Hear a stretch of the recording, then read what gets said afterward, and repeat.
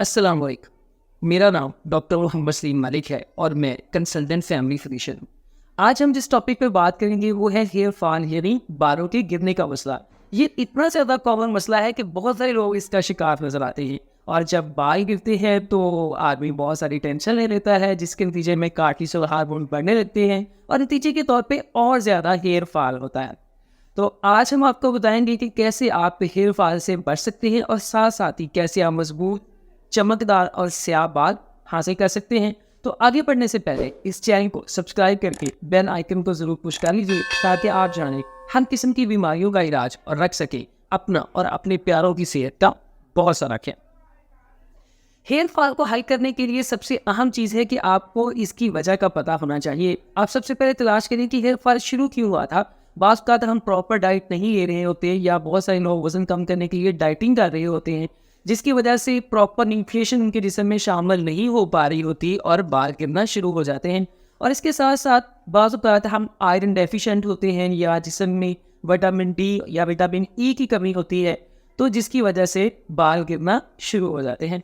और इसके अलावा बालों पर कोई ना कोई केमिकल अप्लाई कर रहे होते हैं, जैसे हेयर डाई या ब्लीच वगैरह, जिसकी वजह से बालों का टेक्सचर डैमेज हो जाता है और बाल गिरना या टूटना शुरू हो जाते हैं।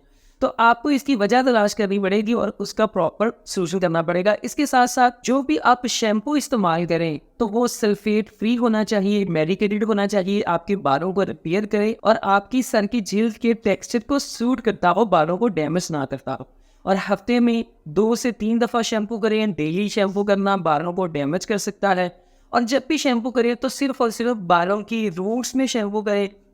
लंबे बाल हो तो बालों को शैम्पू के साथ रब ना करें, जिसकी वजह से बाल ज़्यादा से ज़्यादा टूट सकते हैं। और इसके साथ गीले बालों पर ही कोई ना कोई लीव ऑन सीरम या ऑयल वगैरह अप्लाई कर दें। और गीले बालों को कभी भी कंघी करने की या डिटेंगल करने की कोशिश ना करें, रब करने की कोशिश ना करें, क्योंकि गीले बाल ज़्यादा ब्रिटल हो जाते हैं, जिसकी वजह से दरमियान में से टूट सकते हैं और आपका हेयर फॉल ज़्यादा से ज़्यादा हो सकता है। और जब आपको गीले बाल खुश करने की ज़रूरत पड़े, जब आप टावल से खुश करें तो सर को या बालों को तेज़ तेज़ रब ना करें, बल्कि इसको ब्लॉटिंग करके इन बालों को ऐसे प्रेस करके टावल के साथ बालों को प्रेस करें, उसके साथ खुश करें। इससे बालों में टेंगल भी नहीं पड़ेंगे और बाल आपके टूटेंगे भी नहीं। इसके बाद अगर आप बालों को डाई करते हैं तो कोशिश करें कि डाई ना करें, मगर अगर इससे अवॉइड करना मुश्किल हो तो आप जितनी दफ़ा पहले 1 मंथ में डाई करते हैं तो उससे थोड़ा सा कम कर लें। जैसे अगर आप 2 हफ्ते बाद डाई करते हैं तो कोशिश करेंगे 3 या 4 हफ्ते के बाद डाई करें। और डाई करने के लिए आप अच्छी किस्म का हेयर डाई इस्तेमाल करें जो कि अमोनिया फ्री हो, बालों को डैमेज ना करे। और बालों की रूट को आप डाई करें, पूरे के पूरे बालों को उससे डाई ना करें।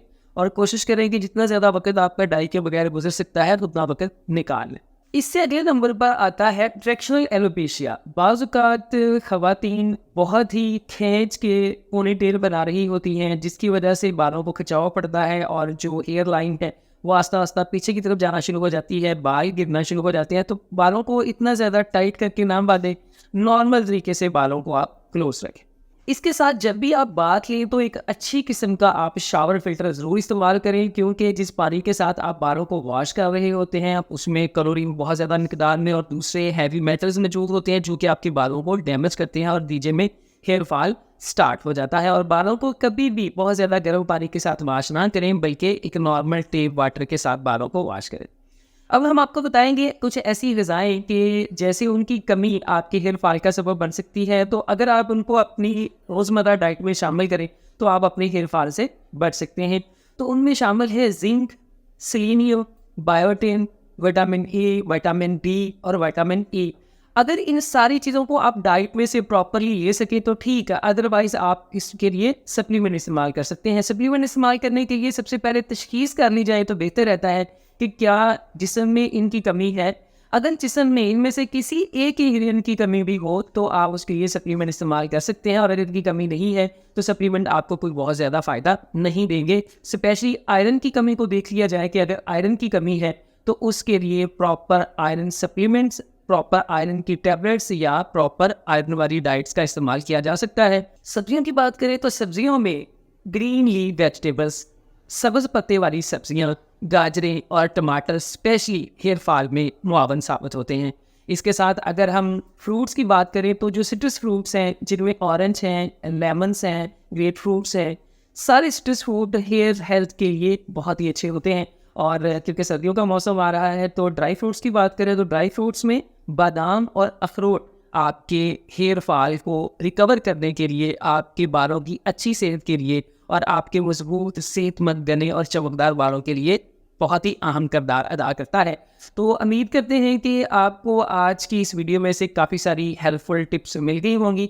अगर आप इन सबको अपनी रूटीन में शामिल करें तो जल्द ही आपका हेयर फॉल का मसला बेहतर हो सकता है। इन सारी चीज़ों के साथ साथ आप अपनी नींद को पूरा करें, अपनी प्यास के मुताबिक पानी पिएं, स्ट्रेस से, डिप्रेशन से बचें, रोज़ाना की बुनियाद पर एक्सरसाइज करें, 5 वक्त की नमाज बाजमात अदा करें, कुरान हकीम की तिलावत और तर्जमे को अपना मामूल बना लें, इंसानियत की खिदमत में लग जाएं, अल्लाह ताला से ढेरों दुआएं करें, तो आप देखेंगे कि जल्द ही आप एक सेहतमंद और खुशोखुरम ज़िंदगी गुजारना शुरू कर देंगे। अल्लाह ताला से दुआ है कि अल्लाह ताला आपको और आपके प्यारों को हमेशा मुस्कुराता, हंसता और शादाबाद रखे।